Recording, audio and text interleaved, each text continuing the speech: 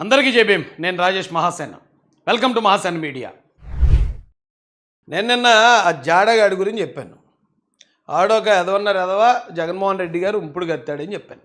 Okay, నేను ఉండవల్లి అరుణ్ కుమార్ గారి గురించి ఆయన అంటే కొన్ని విషయాలు నచ్చుతున్నాడు. ఆయన మాట్లాడే విధానం కానీ, ఆయన దగ్గర నాలెడ్జ్ కానీ, ఆయన జనాలకు చెప్పే విధానం కానీ అది చాలా బాగుంది అనిపిస్తుంది నాకు. కానీ కొన్ని విషయాలు ఆయన మాట్లాడే మాటలు చూస్తున్నప్పుడు ఇంత మేధావులు, ఇంత రాజకీయ చరిత్ర కలిగిన వాళ్ళు, ఇవన్నీ తెలిసిన వాళ్ళు కూడా ఎందుకు కొన్నిసార్లు ఇలా పెయిడ్ బ్యాచ్ లాగా, పేటీఎం కార్మికుల్లాగా వీళ్ళు కూడా అలాగే ఎందుకు మాట్లాడతారా అనిపిస్తుందండి నాకు. మొన్న నేను ఒక వీడియో చూశాను. ఈ వీడియోలు చూస్తాను నేను. ఆ వీడియోలో ఈయన ఏం చేశాడంటే గుంటూరు ఏదో పని మీద వెళ్ళాడు. పని మీద వెళ్ళి అక్కడ అంబటి రాంబాబుని కలుసుకున్నాడు. అప్పటికి ఈ గొడవలు ఏమీ లేవు. అప్పటికి ఇంకా ఈ లడ్డు కల్తీ విషయం బయటపడలేదు. ఈయన కలుసుకుని వీళ్ళిద్దరూ కలిసి ఎవరో ఒక సీనియర్ నాయకుడిని, రాయపాటి సాంబశివరావు గారు ఎవరో పెద్ద నాయకుడైనా, ఏజుడు, కొంచెం వృద్ధాప్యంలో ఉన్న వ్యక్తి, ఆయన కలవడానికి, గౌరవప్రదంగా కలవడానికి మేము వెళ్ళాం, నేను అంబటి రాంబాబు వెళ్ళాం అని చెప్పి ఈయన వీడియో రిలీజ్ చేశాడు.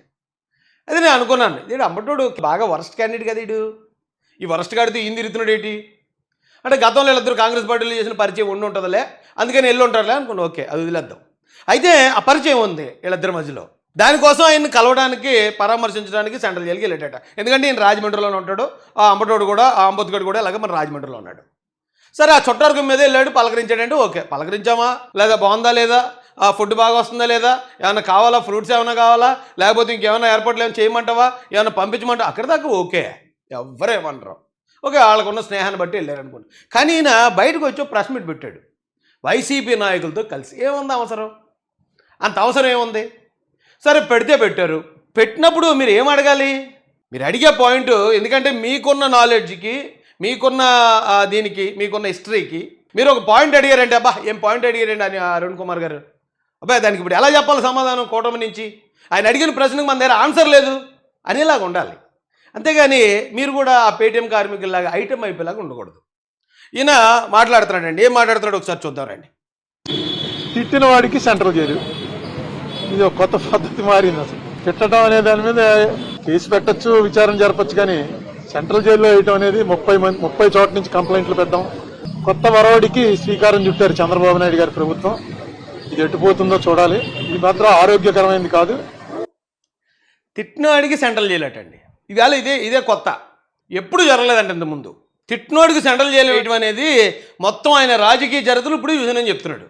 అయితే రెండు జరిగి ఉండాలి. ఒకటి, గత 5 సంవత్సరాలు ఈయన నిద్రపోయి ఉండాలి, ఇప్పుడే లేచి ఉండాలి. లేదా గత 5 సంవత్సరాలు ఈయన కోమలో పోయి ఇప్పుడే లేచి బయటకు వచ్చి ఉండాలి. అందుకే ఈయన మాట మాట్లాడుతున్నాడు. ఎందుకంటే తిడితే సెంట్రల్ జైలు ఏంటి, ఇది ఒక మాట తిట్టకపోయినా కూడా జైలుకి పంపించిన ఘటనలు ఉన్నాయి గత ప్రభుత్వ హయాంలో. ఆయన్ని తిట్టపోయినా కూడా పార్టీ కార్యాలయాల మీద, చంద్రబాబు నాయుడు గారి ఇంటి మీద, అలాగే పట్టాభి గారి ఇంటి మీద దాడి చేసిన దాఖలాలు ఉన్నాయి. మరి అప్పుడెప్పుడు ఈయన వచ్చి మాట్లాడి ఇదేంటి, ఇంత చిన్న మాటకి, ఆ మాట కూడా ఆ బోసిడీకే అన్నది జగన్ అన్నది కదా, ఏ సజ్జల రెడ్డిని ఇంకొకటి అన్నాడు కదా, ఆ మాత్రం దానికి ఎందుకు ఇన్ని దాడులు జరుగుతున్నాయి అని ఆ రోజు ఈయన మాట్లాడుంటే ఓకే, ఈయన అప్పుడు కూడా మెలుకున్నాడని నాకు అనిపించినండి. ఈయన సంథింగ్ నిద్రపోయాడు 5 సంవత్సరాల్లో, లేదా కోమలకి వెళ్ళి ఇప్పుడే బయటకు వచ్చి ఉంటాడు. ఆయన చాలా టూ మచ్గా వ్యవహరించారు, అందులో ఏం అనుమానాలు. మిగతావన్నీ నేను మళ్ళీ ప్రెస్ మీట్ పెడతాను, ప్రెస్ మీట్లో చెప్తాను. ఇప్పుడున్న దాంట్లో పెద్ద ఎక్కువగా మాట్లాడుకోవడానికి అవకాశం లేదు. ఫోన్లోనే, అటే ఫోన్లో ఆయన మాట్లాడుతున్నాడు, ఇటే ఫోన్లో మనం మాట్లాడాలి. ఆయన ఏమీ కంప్లైంట్, నాతో అయితే ఏం కంప్లైంట్ చెప్పలేదు.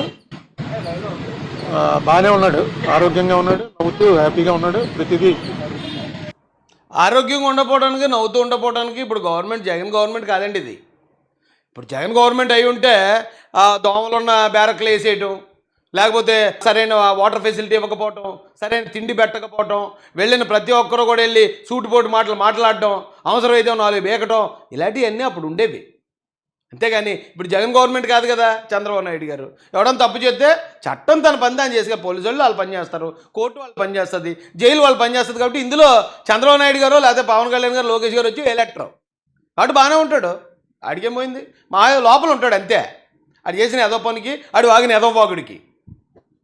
ఎందుకంటే అతను కూడా లాయర్ కదా, అతనికి తెలుసు ఈ కేసు పస ఎంత ఉందో. ఈ కేసు వల్ల వాళ్ళ పార్టీకి, అతనికి వ్యక్తిగతంగా కూడా చాలా బెనిఫిట్ జరిగిందని అనుకుంటున్నాను నేను. ఎందుకంటే ఈ కేసు వల్ల వాళ్ళకే, పార్టీకి బెనిఫిట్ జరిగిందట. ఇది చంద్రబాబు నాయుడు గారిని అవసరం లేకపోయినా ఆడవాళ్ళని భయంకరంగా రోడ్డు మీద తిట్టడం వైసీపీకి బెనిఫిట్.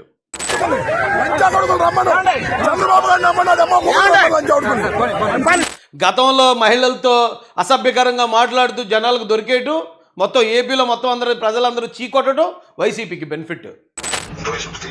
25 అట్లా బాగుంటది. మీకేం కావాలి చెప్పండి. అన్ని కావాలంటే చేస్తా లేదా చెప్పు నాకు ఏదైతే అన్ని అంటే ఏంటి మెన్షన్ చేయండి.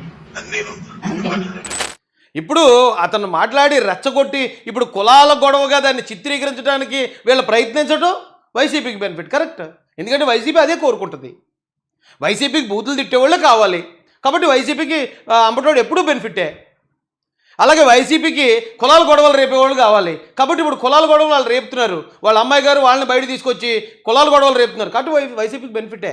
కాపు సామాజిక వర్గంలో నేను పుట్టినందుకు చాలా గర్వపడుతున్నాను. కాపు కులస్తులందరూ ఇవాళ కాపు మహిళలమైన మమ్మల్ని కాపు అనే కుల ప్రస్తావనతో పాటు మీ కాపులందరూ మీ వైపు ఉన్నారని చెప్పి కాపు కులం స్టాంపు వేసి 100% ఈ మాట మాత్రం కరెక్ట్ అయిపోయినా.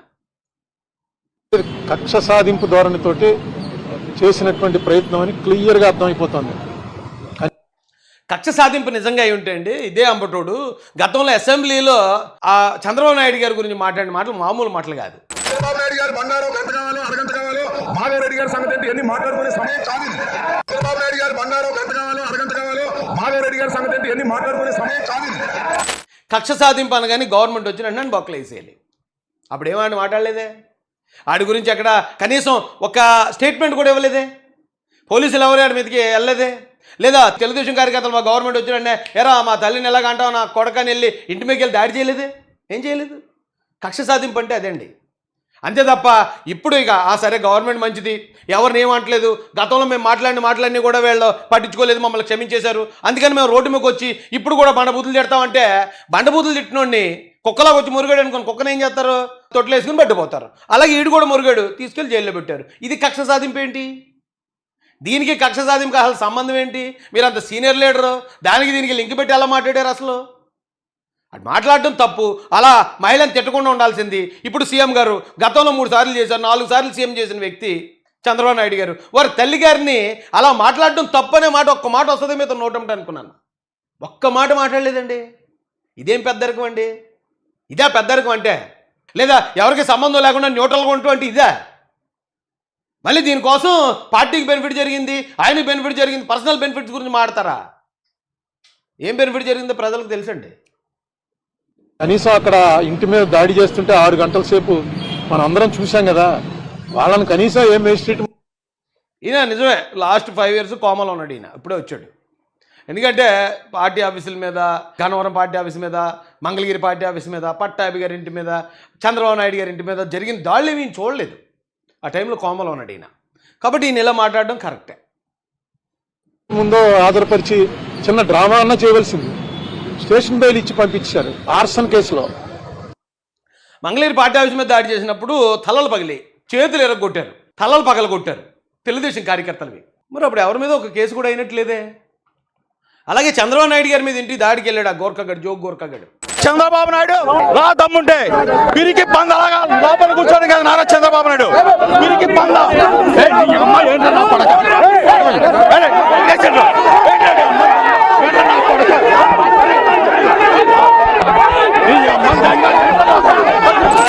ఆయనేమో అరెస్ట్ చేయలేదు, ఆయనేమో కేసు పెట్టలేదు, వాడినేమో అరెస్ట్ చేయలేదు. ఆ టైంలో పట్టాభి గారి మీద ఇంటి మీద దాడి చేసిన వాళ్ళని ఎవరు వైసీపీ గవర్నమెంట్లో ఒక్కడి మీద కూడా కేసు అవ్వలేదే.